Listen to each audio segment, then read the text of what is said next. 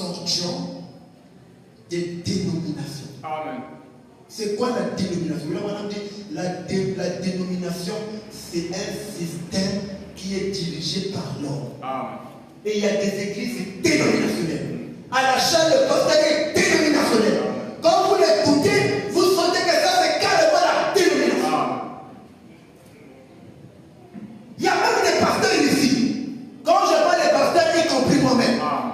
je ne m'excuse pas, je suis à l'intérieur. Il vient là, il dit,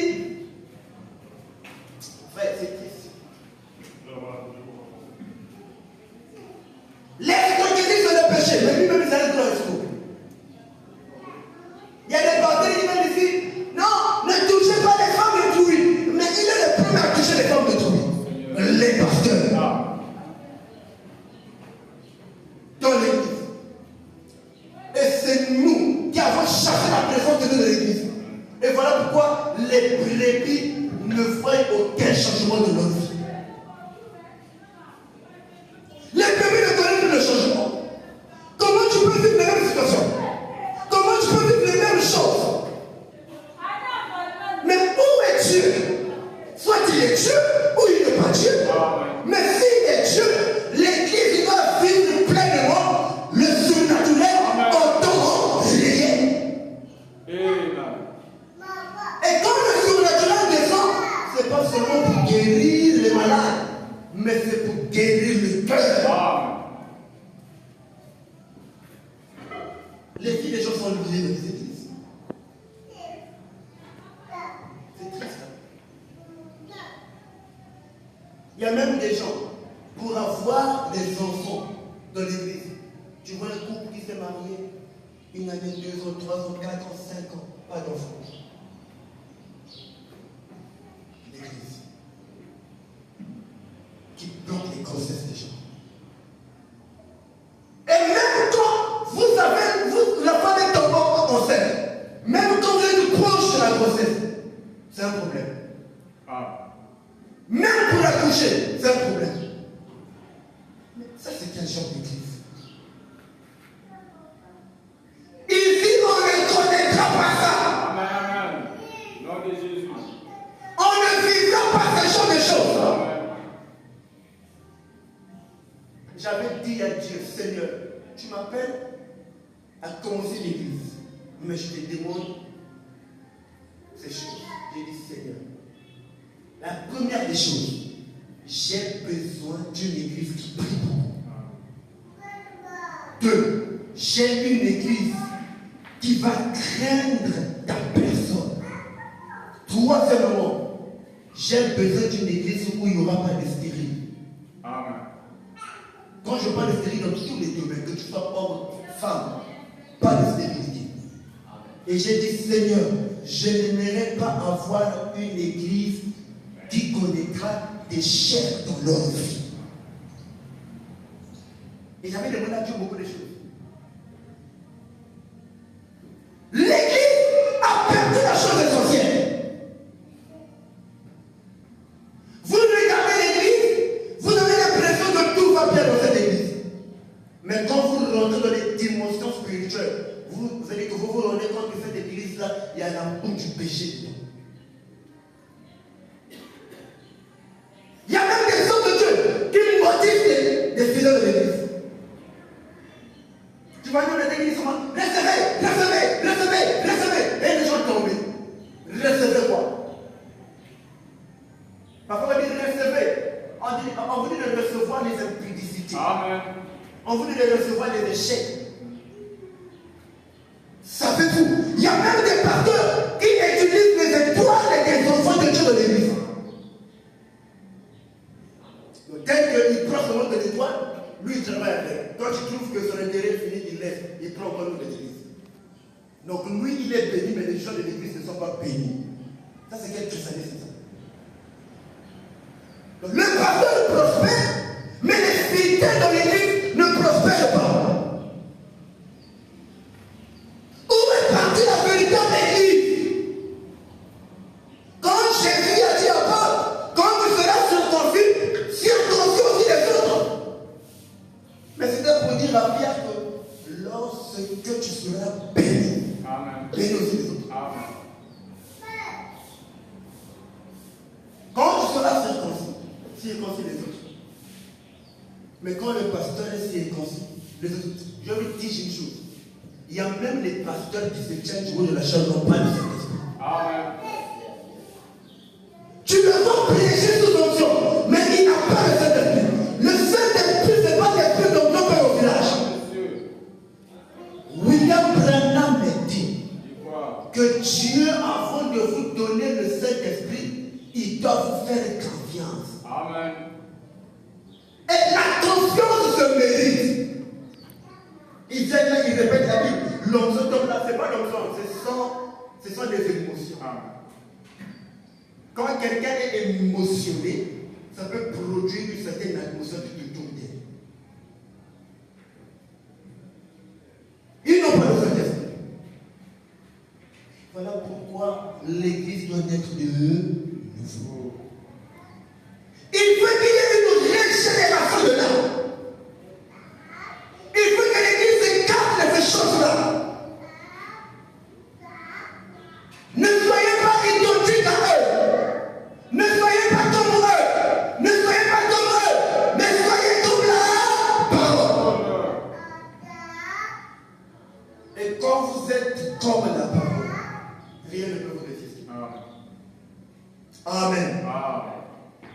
On n'a pas besoin du nombre, mais on a besoin de la qualité.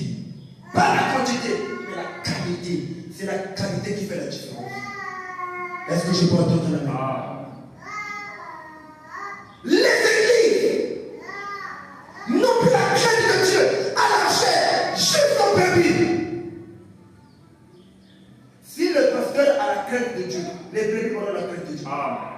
Mais si le pasteur n'a pas la crainte de Dieu, les brebis n'auront jamais la crainte de Dieu. Si le pasteur est un escroc, les brebis seront escrocs. Même si ce n'est pas toutes les brebis, mais il y aura quelques brebis de l'église qui auront l'escroquerie là. Ça va donc dire que les esprits se communiquent. Les gens, il faut que se souillent dans l'église. C'est un terme là. Quand tu vois tout le monde de l'église, on parle que de la souillure. La souillure. Oh, on n'a jamais parlé l'église. Je suis fier de vous. Seulement la souillure. La souillure. C'est que la tête elle-même est souillée. Est-ce que je peux entendre la main? Dans un gouvernement d'État, quand vous voyez les ministres, les députés font de l'argent, c'est que le haut sommet permet. Mais si vous voyez ces choses dans l'église, c'est que l'église a été hypothéquée. Et l'église est devenue, c'est-à-dire, il capote. C'est triste. Le péché est rentré dans l'église. La souillure, la mondanité, la politique est rentrée dans l'église. Et les gens n'osent pas les faire pouvoir. Ça, c'est quel différence que nous avons. Ça, c'est quel Dieu nous avons. Et quand on découvre que tu as plus pour ça pour la parole, on commence à t'écarter de l'honneur. On te met à l'écart. Je suis fier de marcher avec Jésus, que de marcher avec les autres. L'église est un lieu sacré où il faut que la crainte de Dieu règne. On n'a plus peur de Dieu. Il n'y a plus la crainte de Dieu. L'église n'a plus cette peur. C'est ce qui a fait que l'église connaît une chute. La chute de l'église. Pourquoi? Parce que du haut de la chair, lui-même est déjà chuté. Puisqu'il a déjà chuté, l'église ne va pas souvent chuter. Faites attention. Soyez une église pure. La Bible dit que Jésus ne va prendre une église qui sera ni tache, ni rire, ni rien de semblable, mais qui sera pure. Est-ce que je peux entendre la main? Il y a des combats que tu vis parfois. C'est lié à l'église. Est-ce que je peux entendre la main? C'est lié à l'église. Et vous allez le remarquer. Ça me vient à l'esprit. Regardez seulement les églises. observé. La majorité de ceux qui ont des postes d'élevés dans le domaine professionnel, on leur a donné des postes d'église. C'est pour les maintenir, c'est pour les garder. On ne donne pas un poste à quelqu'un parce que la personne travaille à quelqu'un. On ne peut pas dire à quelqu'un que tu feras ceci dans une église parce qu'il travaille à pays, mais parce qu'il a le Saint-Esprit. C'est un chrétien. On gère l'église comme une cour constitutionnelle, comme une république. Frère, c'est grave. Et les vies des gens ne considèrent pas, ne changent pas. Moi, je suis déterminé, j'ai dit je suis déterminé. Avant la fin du mois de janvier, il faut que je gagne les âmes pour Christ. Avant la fin du mois de janvier, et je gagne les âmes à Christ, pas pour moi, je les gagne à Dieu. Yes. Frère, je vous fais la promesse. Je suis le de la charge, je lève ma main. Je serai toujours ce croyant-là qui se tiendra calmement. Je ne regarderai pas X, Y. Et d'ailleurs, quand il s'agit de la parole, moi je ne regarde pas que Dieu plus âgé, que moins âgé. Je te dis ce que je pense. Je suis comme ça. C'est clair. Je n'ai pas non, si je dis ça, peut-être que non. Je te dis ce que je pense. Je t'écris. Si c'est écrit, je te dis. Si c'est en face, je te dis ce que je pense. Pour la parole, je n'ai pas fait aux yeux. Pour la parole, personne ne me fait le vent aux yeux, je vais fermer les yeux. Je vais ouvrir. Je vais dire que ce que tu fais là, ce n'est pas correct. Nous avons gardé le témoignage de l'église, du message. Et les gens ont du mal à croire même le message. Vous prêchez pour vous bien, mais maman, voyez que vous tournez l'église à nous.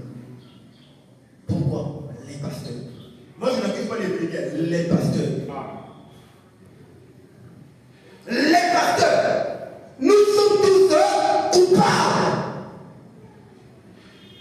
On est pour le péché dans l'église.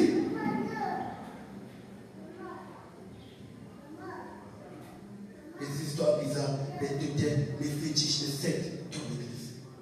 Dans l'église. Comment voulez-vous que l'église prospère? Montrez-moi le fétiche de Paul.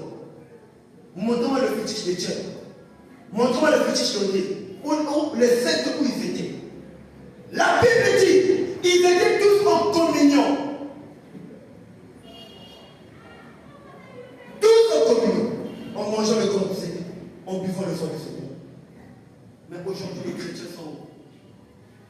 Ils apparaissent dans les clubs, dans les associations. On m'a proposé de rentrer dans une association des pasteurs du message ici à Pointe-Majeure de Foussé. Voilà pourquoi vous allez remarquer que je suis très rare à accepter les invitations. On a quel pasteur organise une campagne là-bas. Parfois, on va me donner des cartes d'invitation chez moi là-bas. Je ne suis pas là en l'aise à ma femme. On a encore le pasteur, c'est là, tu lui donnes ça. Quand je me dis, chez nous, on a donné la carte, je fais des cartes, je regarde comme ça. Oh, l'église, il donne, vous invitez à participer aux campagnes. Je ne parle pas. Parce que je vous connais. Quand on t'invite, il y a un pasteur là qui a donné mon numéro, je ne sais pas comment est-ce qu'il a fait pour avoir mon numéro. Il a donné ce numéro à un frère de son église. Une grande église qui est ici, que vous connaissez très bien, je ne dis pas le nom. Le frère m'a appelé. Il dit, oh, ministre, le pasteur Rosé, je ne sais plus c'est le pasteur Rosé. Comment le pasteur m'a remis votre carte? Il y a des campagnes d'évangélisation, il voudrait que vous soyez là. Je dis, ah bon? Après, comment est-ce qu'on va penser à faire pour mon numéro? On cause jamais avec lui. On ne s'est jamais vu. On ne s'est jamais salué. Il a eu mon numéro. Oh, vraiment, il m'a donné mon numéro, il m'a dit de vous appeler. Il dit, bon, on se rappelle demain. Donc, c'était un vendredi, on se rappelle un samedi. Le demain samedi. Sur le lendemain, je n'ai pas venu. Jusqu'aujourd'hui, je ne suis jamais parti. Parce que je sais. On vient te voir pour te dire que non. Travaille avec nous. Tu vas voir ton église en prospérité. Si tu travailles maintenant avec nous, ton église ira de l'avant. Je lève ma main, on m'a proposé ça. On m'a dit que si tu travailles avec nous, ton église, tu ne vas pas fournir l'effort. On va tout te donner. Tu auras tout. Les fidèles vont venir en cascade. Jamais. Dans le message. Vous allez voir des églises. Enfin, je ne dis pas que Dieu n'est pas paradoxal. Mais je vous montre le côté sombre qui a fait que l'Église puisse connaître une chute de la personne réelle de Jésus. Il y a des églises, depuis que l'Église est née, il n'a jamais fait même une réunion de réveil, même une campagne d'évangélisation. Bon, disons, campagne d'évangélisation. Il n'a jamais fait ça. Mais vous allez voir, depuis que l'Église est née, jusqu'à aujourd'hui, l'Église ne fait que faire ça. Regardez même l'exemple, même seulement l'Église de Jésus. L'Église de Jésus, il fallait qu'il y ait un truc. Jésus a dit, quand il a dit, celui qui ne boit mon sang, ne mange ma chair, pas de Jésus. Oh, mon Dieu a compris, les autres sont morts. Et Jésus a dit à Paul, mais toi, Paul a dit, Seigneur, auprès de lui, c'est toi qui as les paroles de la vie. C'était là dans la révélation qui agissait. Donc aujourd'hui, dans les églises, les gens n'agissent plus par la révélation, mais les gens agissent par compassion charnelle. Oh non, si je fais ceci, que va penser le pasteur? Je m'en fous. C'est pas mon avis qui compte, mais c'est la vie de Dieu qui compte. Moi, je peux dire quelque chose qui est contre la parole. Et c'est triste.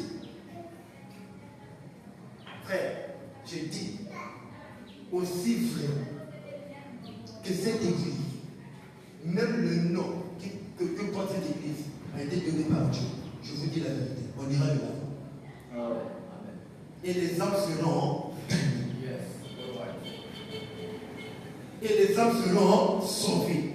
Mais nous soyons seulement une église pure. Quand tu sens que tu te penches du côté du péché, fuis. Relève-toi. Cours à l'église. Et faites de l'église, là je parle de l'église locale. Faites de l'église votre endroit de prière. Quand tu veux te réfugier de la prière, viens à l'église. Prie à l'église. Déjà fais ton cela à l'église. Tu sens que tu deviens faible, viens te réfugier à l'église. Moi, quand ça m'arrive, c'est ce que je fais. Je sens qu'à non. Je viens pour l'église, je ferme ici, je vis, ça m'aide. Je continue le début. Oh Seigneur.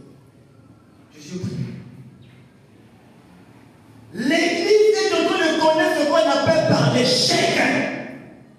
Et la vie des brebis est en train d'être étouffée par la souillure de la chair.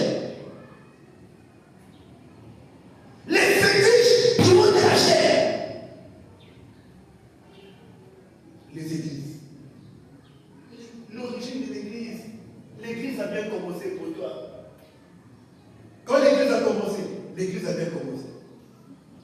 Mais l'église a bien commencé, mais on remarque que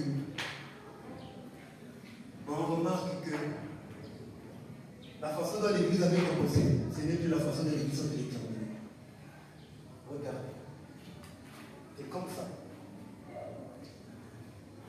L'église a commencé au point zéro. Ça veut dire que là où il n'y avait rien, l'église faisait ça. Arrivé à un certain niveau.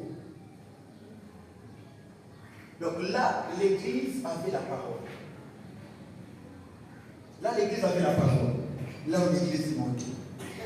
L'église marchait avec la parole tout en ayant une vie sanctifiée.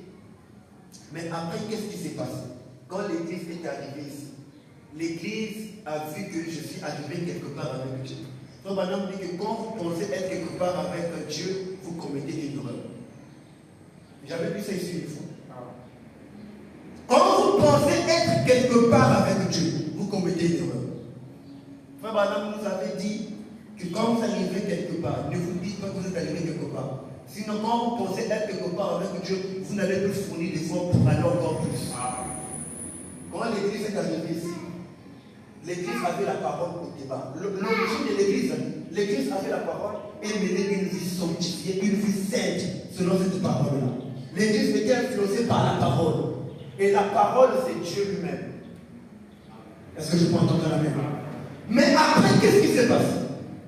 Après, l'église est arrivée quelque part où l'église est rentrée maintenant dans le péché. Est-ce que je peux entendre la même? L'église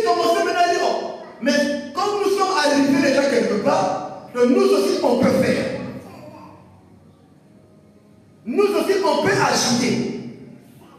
Et quand on ajoute là, qu'est-ce qui rentre? Le péché. Et quand le péché rentre, alors que l'église continue, l'église commence à faire ça. Et là, l'église est en train de connaître une chute. Là. Et pourtant là, l'église, quand l'église était dans la parole et dans la visée, l'église avait la puissance. L'église avait la puissance. Mais l'église est arrivée quelque part, au lieu de continuer la course avec la parole, l'église a laissé la parole. L'église est en train de se refroidir dans la vie pure, dans la vie sainte de la parole. Et l'église est rentrée dans le péché. Et généralement, une église qui est dans le péché, c'est une église qui est rentrée dans les habitudes. Or, quand vous rentrez dans les habitudes, ça veut dire que vous perdez ce qu'on appelle par l'intimité. Est-ce que je peux entendre la main? Si il arrivait que je rentre dans les habitudes, je dis que je m'habitue avec le révérend Archimède, en s'habituant avec lui, en fait, je vais perdre quelque chose. Est-ce que je peux entendre la main? Ça veut dire que je vais perdre cette intimité. Toutefois qu'il va commencer à me parler de la parole, je dis, ah, frère Archimède, oh, révérend, arrête ça. J'ai perdu quelque chose. Mais si je garde cette intimité-là, quand il me parlera, je saurai que c'est Dieu qui me parle par lui. C'est ce que l'Église avait perdu. L'Église est rentrée dans les habitudes sans entraîner le péché. Et le péché qui a provoqué la chute. Regardez. Quand Adam a commencé avec la parole, n'est-ce pas? Adam a commencé avec la parole. Mais qu'est-ce qui a fait que la parole, Adam a continué avec la parole? Parce qu'il y a eu de l'ouverture. Il y a eu une ouverture. L'ouverture qui a fait quoi? Qui a entraîné le péché. Par qui? Par la femme. Or, la femme typifie l'Église. Et c'est ce que l'Église est en train de faire aujourd'hui. Au lieu d'écouter la parole, l'Église est en train d'écouter le diable. Or, le diable pour vaincre l'Église, il va d'abord commencer par le raisonnement. Vous allez beaucoup raisonner. Est-ce que Dieu peut faire pour moi? Est-ce que Dieu peut agir pour moi? Est-ce que Dieu aussi peut changer ma situation? Quand vous rentrez là, c'est fini. Le diable vous a attrapé. C'est ce que Ève avait fait. Quand Ève est rentrée dans le raisonnement, alors ça lui a introduit dans le péché. Et quand le péché est rentré, ça produit quoi? La chute. Et quand ça produit la chute produit quoi? La mort. Et l'Église est dans une mort spirituelle. L'Église est dans une mort spirituelle. Les gens sont comme des cadavres spirituellement, mais ils ne se rendent pas compte. L'Église doit sortir du système démoniaque. L'Église doit sortir du système satanique. Et pour que l'Église soit réveillée, vous savez qu'est-ce qu'il faut? Il faut que, oh Dieu, il faut que l'Église, c'est-à-dire qu'il y a un adage qui dit que reculer pour mieux sauter. Il faut que l'Église revienne.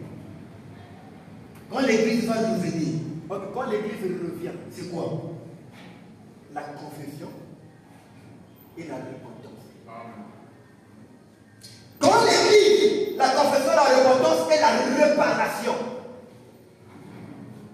Quand l'Église est dans cet état mort, l'Église reconnaît, il confesse, il repart et il se repent. Quand il accomplit ces trois choses-là, l'Église va commencer à remonter. Quand l'Église remonte, il arrive ici, là où il avait commis le péché, qui avait provoqué sa chute. Il repart.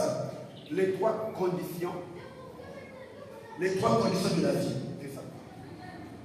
Ça, moi j'appelle ça les trois conditions de la vie. Ce qui réveille le croyant.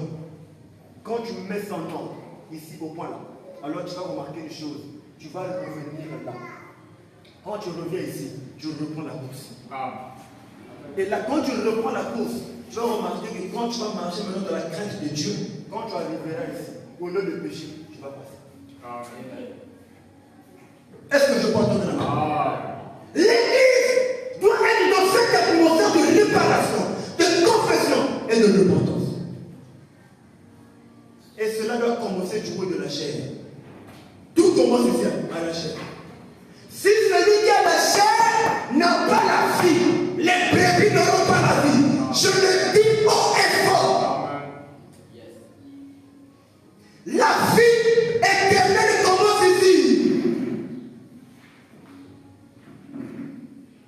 il y a des gens qui ont reçu le Saint-Esprit par prédestination.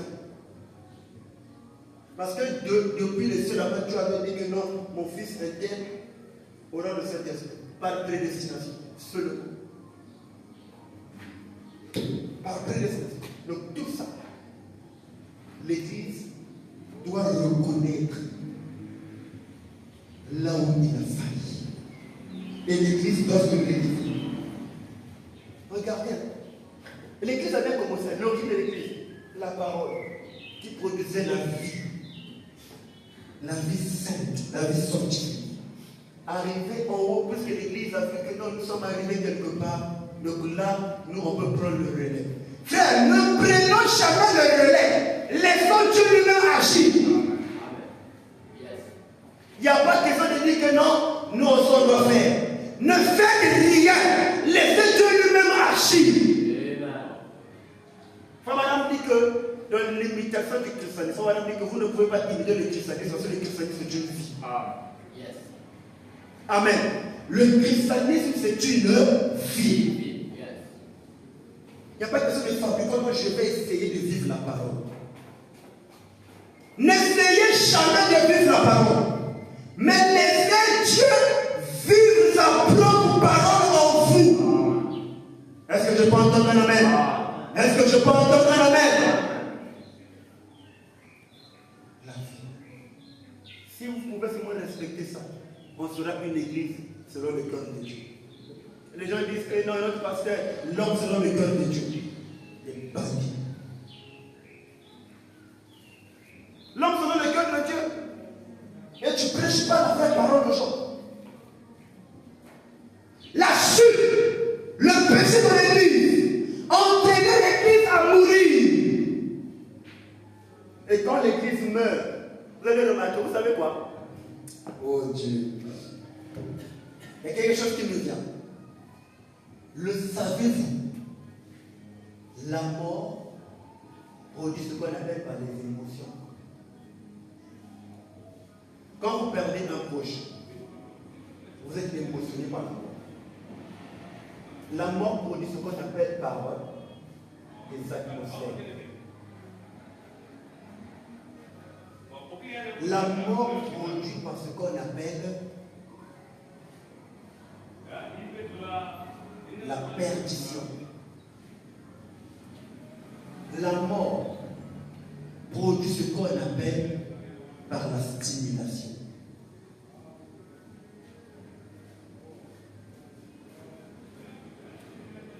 Regardez, la mort produit des émotions. Quand vous perdez quelqu'un, vous êtes émotionné. Quelqu'un qui est dans l'émotion, c'est quelqu'un qui est un peu conscient, un peu inconscient. Donc, c'est-à-dire qu'il est un peu. Donc, il est à moitié éveillé. Les émotions. En fait, les émotions vous emmènent dans une dimension où, en fait, vous ne réalisez pas le degré ou le choc de ce que vous vivez. Vous êtes émotionné. C'est-à-dire que quand quelqu'un est émotionné, c'est-à-dire que ça vous fait sortir de votre état. La mort produit ce qu'on appelle par les atmosphères. Les atmosphères là peuvent être quoi? Les atmosphères là peuvent être l'onction. Quelle onction? L'onction de la mort. Est-ce que je peux entendre la main? C'est là où vous voyez même dans l'éveillé. De l'éveillé, les gens qui tombent au aussi. Hein? L'onction là, ça vient de Dieu. Hein? L'onction là ne vient pas de Dieu. On doit être clair. Qu'est-ce qui produit ça? C'est la mort. Parce que la mort émane les forces. La mort dégage les puissances. Quand vous perdez quelqu'un, quand les gens pleurent, il y a certains qui sont encore à grave. Ah mais bon, on a vous gagné, mais la personne est respire. La personne devient inconsciente. Parfois il faut mettre le sel, il faut mettre l'eau, la personne n'est pas morte. C'est la mort qui produit. Ce sont des atmosphères. La mort peut produire parfois de l'onction, mais l'onction que la mort produit ne donne pas la vie.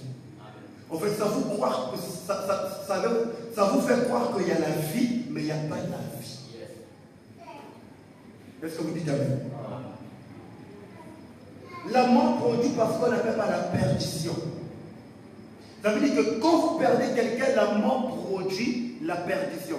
Ça veut dire que à l'instant où tu retournes de pleurer quelqu'un qui est mort, en fait, tu as l'impression que tu ne vis plus. Tu as l'impression que tout tourne tout autour de toi. Mais une fois qu'on va enterrer la personne, tu ne seras plus en contact avec cette atmosphère de la personne qui était morte là. Tu vas remarquer que c'est comme si tu repassais sur la terre. Vous allez remarquer que c'est pourquoi je parle de la perdition. Parce que lorsque vous perdez quelqu'un, dans les pleurs, ça peut vous pousser à faire des choses que vous ne vous imaginez pas faire. J'ai vu des gens arriver au cimetière en train d'enterrer quelqu'un, la personne veut se jeter dans le trou. C'est ça. C'est-à-dire que tu te sens perdu. Il y avait des gens qui disent, ah papa, je serai, qu'est-ce que je vais devenir? C'est-à-dire que l'esprit de la perdition, c'est-à-dire que te prend de saisie. C'est-à-dire que tu ne sais plus quoi faire. C'est-à-dire que tu deviens comme quelqu'un qui ne vit pas sur la terre. La mort produit les stimulations. C'est quoi une stimulation? Ça se stimule. C'est-à-dire que donc, tu sens c'est comme si tu es animé par un esprit. Donc tu sens c'est comme si tu es téléguidé. Donc quelqu'un te dit fais ceci, tu es stimulé. Tu ne comprends pas. Donc on dit d'abord la personne de pleurer, tu vois la personne. La personne de se mettre les amis. C'est une stimulation de la mort. Mais si on comprend ça, on comprendra une chose, que tout ce que nous voyons dans l'église ne provient pas de Dieu. Parfois, une mort spirituelle peut produire toutes ces choses-là. Mais la mort vient pour vous faire croire que. Voilà pourquoi Fabana nous dit que quand la mort vient écraser bien de nous, la mort nous fait croire que vous ne venez plus sur cette personne-là. Mais la parole dit que nous nous référons au Père Saint. N'est-ce pas? La mort te fait croire que tu as perdu ta soeur, tu as perdu ton frère, tu ne le verras plus. Voilà pourquoi j'ai parlé de la perdition. Ah, on va plus se voir avec le frère interne, on va plus se voir avec la soeur interne. C'est-à-dire que la mort te fait croire que tu ne vas plus le revoir. Mais quelque part la foi, or que la foi c'est quoi? C'est la parole. Lorsque tu reviens à la parole te dit que non, tu le reverras. Voilà ce que la mort produit. Et beaucoup d'églises sont dans cet état de mort spirituelle, mais ne le connaissent pas. La mort peut produire des émanations de l'onction. Ça peut produire des vibrations. Et si vous n'avez pas la parole, ça peut vous faire croire que tout va bien, mais au moment que tout ne va pas bien. Ça peut vous faire croire que vous avez encore la vie, mais la vie était déjà partie. Il y a des gens qui pleurent. Reviens à la vie, reviens à la vie. La mort te dit que. Mais c'est ce que la mort te fait croire. Même quand tu pleures, tu dis que ça te dit que est-ce que tu as la foi que malgré la personne de le sauver, il va le ressusciter? Tu vas dire oui. Parce que c'est ça les émotions que la mort dégage toujours de la personne qui est là. Frère, les églises sont dans cet état de mort. Et parfois, ce démon produit des options. Les gens tombent dans l'église. Les gens roulent dans l'église. Ça, ce sont seulement les options que la mort spirituelle produit dans l'église. Est-ce que je parle de la mer? Et la preuve que l'option qui descend dans l'église est produite par la mort. Regardez maintenant la vie des gens à l'extérieur de l'église. C'est là que vous saurez que dans l'onction qui descendait là, c'était seulement l'onction que la mort était en train de donner. L'onction, la mort aussi donne une onction. Tu vois les gens rouler de l'église, les gens tomber de l'église. Mais quand vous voyez le frère dehors, la soeur dehors, avec un combat, tu vois le pasteur à l'extérieur de l'église, il n'est plus le même pasteur qui prêche la parole. Là-bas, il devient celui qui chiffre les hommes de Dieu. Qui couche avec les sœurs de l'église, qui couche avec les sœurs de d'autres églises. Et à l'église, si vous voyez l'onction, parfois il dit qu'il a un truc là. Avant de venir, parfois quand il fait des histoires, il monte là, recevez les gens. C'est la mort spirituelle qui produit. Est-ce que je peux entendre la main?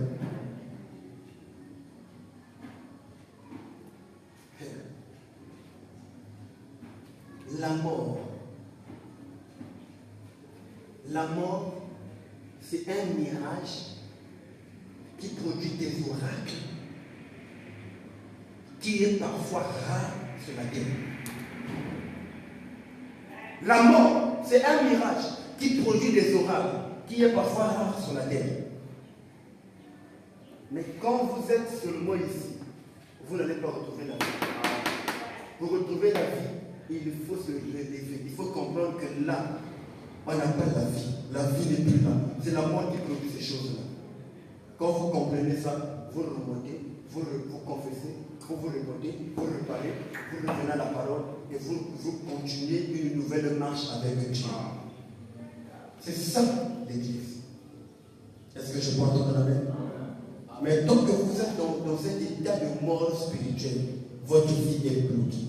Le finance est bloqué. Même dans votre maison, il n'y a plus la paix. Parfois, dès que tu arrives dans ta famille, dès que tu commences à parler, ce que tu dis, ça sert de jour. Parfois, c'est ce que nous ramassons à l'église. Moi, je ne crois pas à une église qui divise les familles. Une église qui divise les familles, ça prouve que l'église là appartient au diable. Moi, je ne crois pas ça. Donc, regardons toutes ces choses. Où est-ce que l'église a fait? Quand vous prenez les sectes, vous mettez entre la parole, c'est en train de pécher.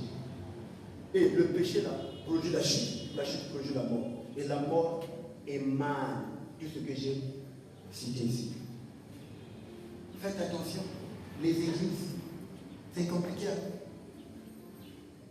C'est compliqué les frères. Amen. Alors je vais lire le dernier verset pour terminer. C'est un enseignement, je vais aller tout doucement. J'ai commencé ça depuis début décembre. Je vais prendre Actes chapitre 4.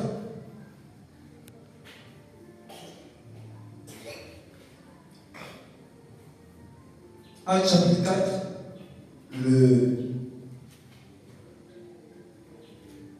le verset 32 à 33. Je commence à partir du verset 31. Actes chapitre 4, le verset 31 à 33. Écoutez. Quand ils eurent prié, le lieu où ils étaient assemblés trembla. Ils furent tous remplis de Saint-Esprit et ils annonçaient la parole de Dieu avec assurance. Avec quoi? Assurance. En deux termes, avec conviction.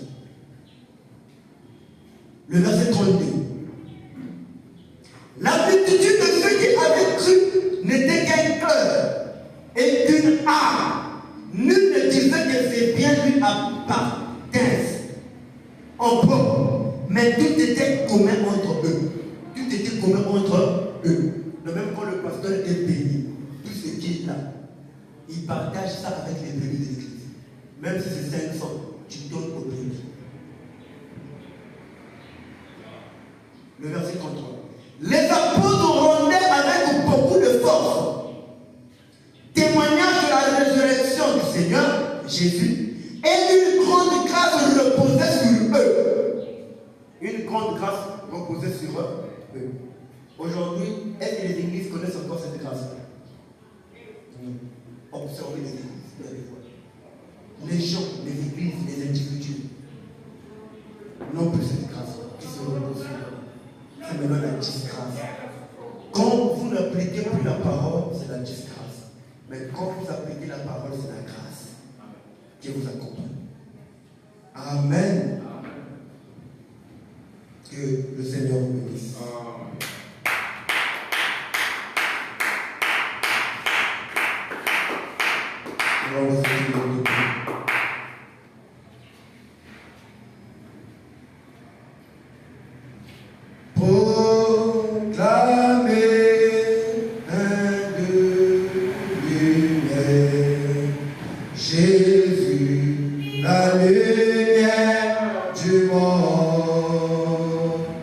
Mise